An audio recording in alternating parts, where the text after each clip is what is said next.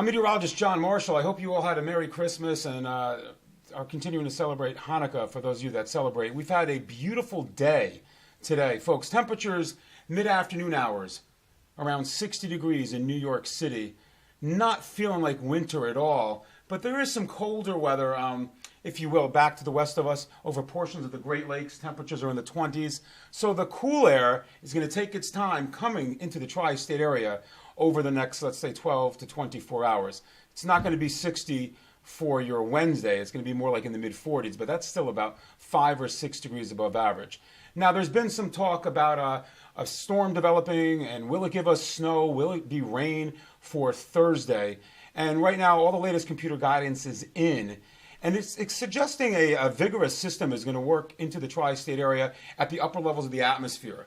It's a cold front, a trough of low pressure, and rapidly cooling air coming down the pike in the upper levels of the atmosphere for Thursday. A storm will develop. Now, I've got two models that we're going to show you.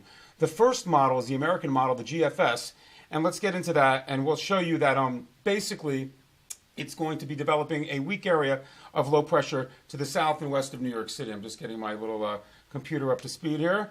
Here you go. Here is the GFS, okay? This is one computer model we look at. This is for Thursday morning.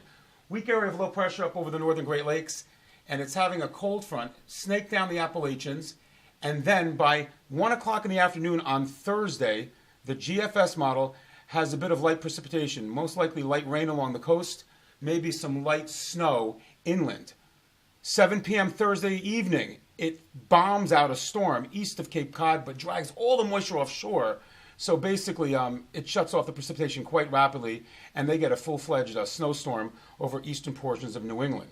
Now, the European model, which we're going to show you right now, also does the same thing, but it's a little more vigorous.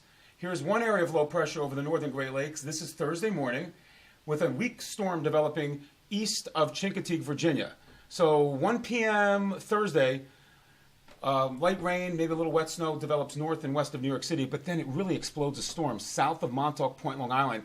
And there's a lot of energy in the atmosphere. So a period with this model verbatim of wet snow is possible from northern New Jersey up through the lower Hudson Valley and maybe even for the city for a time.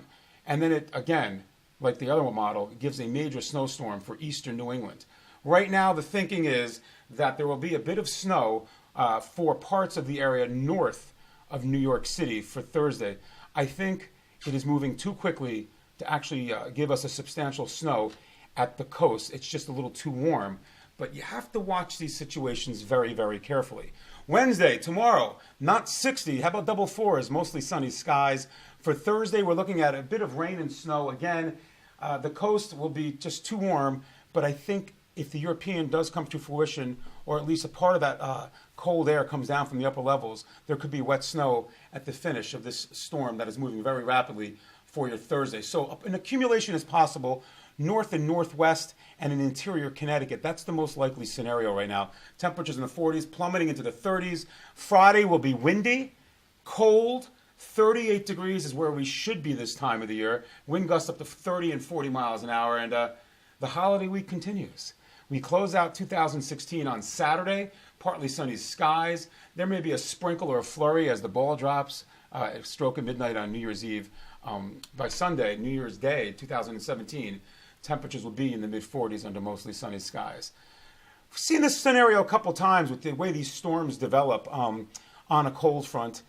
Most of the time, it's too late, meaning the storm develops too far offshore to give us a significant snow. Once in a while, it can happen if the models continue to show this thing possibly developing a little farther south and developing stronger, because what can happen, folks, and again, this doesn't happen too often, an upper level system with a trough brings down that colder air.